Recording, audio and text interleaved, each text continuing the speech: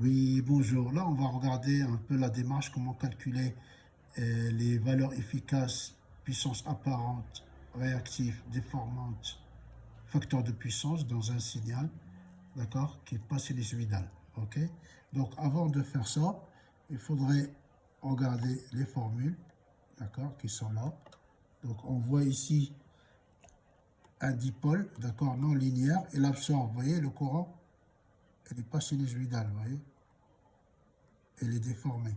Donc, dans ce cas-là, on va faire appel à des formules de valeur moyenne, d'accord, mais on va mettre le carré de la fonction. Donc, comme ici, V, la racine carrée de 1 sur T, d'accord. Ici, V carré dt. L'intensité, c'est pareil, oui, la courbe de l'intensité, c'est ça, d'accord. La valeur efficace, donc la valeur efficace de ça, ça va être la valeur moyenne du carré de la fonction. D'accord? C'est ça qu'il faut retenir. La valeur moyenne du carré. Vous voyez? Le i ici, racine carré 1 sur t, la valeur moyenne du carré de i carré. Et ici, c'est pareil. Vous voyez la tension? On va mettre la valeur moyenne 1 sur t du carré de la tension avec la racine carrée. La puissance active, la valeur moyenne, c'est ça. P égale à 1 sur t, V de t, I de t. Réactif est égal à V fois I sinus phi. Déformante, c'est D, en VAD. La relation ici, S, la puissance apparente, en fait, qui va regrouper les trois. S au carré est égal à P carré, actif, plus la réactive au carré, plus la déformante. En fait, en gros, ce qu'il faut retenir, vous avez le générateur ici, c'est lui qui fournit la puissance apparente. Et le dipôle, ben lui, il récupère le P carré, vous voyez, Q carré, D carré. D'accord? Donc, S au carré égale à P carré plus Q carré plus D carré. Ça, c'est le générateur et tout est transmis au récepteur.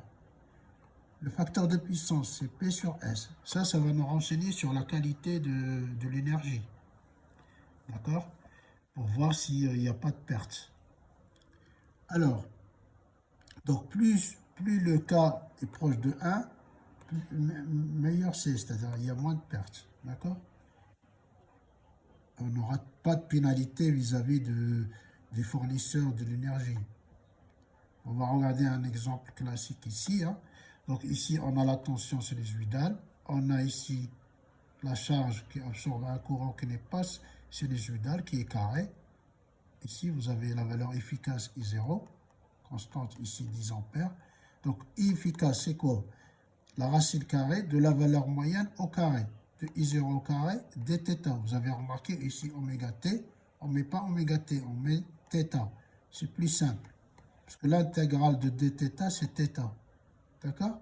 Ça va faire 2pi moins 0, ça fait 2pi, on simplifie. D'accord? La racine carrée de I0 au carré, c'est I0. C'est 10 ampères. Ça, c'est I efficace. Après, la puissance active, c'est la valeur moyenne.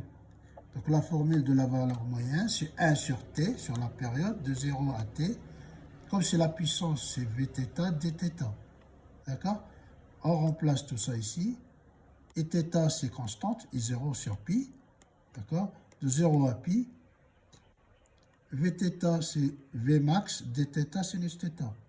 L'intégrale de sinus θ, c'est cosinus. Vous voyez, on le sort ici, entre 0 et pi.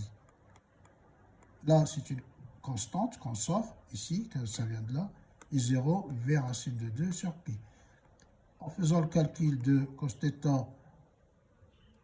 cos pi moins cos 0, là, on va retrouver cette quantité-là, 2 I0, V racine de 2 fois pi. On fait le calcul, on va trouver P égale 2070 watts. Ça, c'est P, c'est fait. Après, maintenant, qu'est-ce qu'il nous reste? Il nous reste la puissance réactive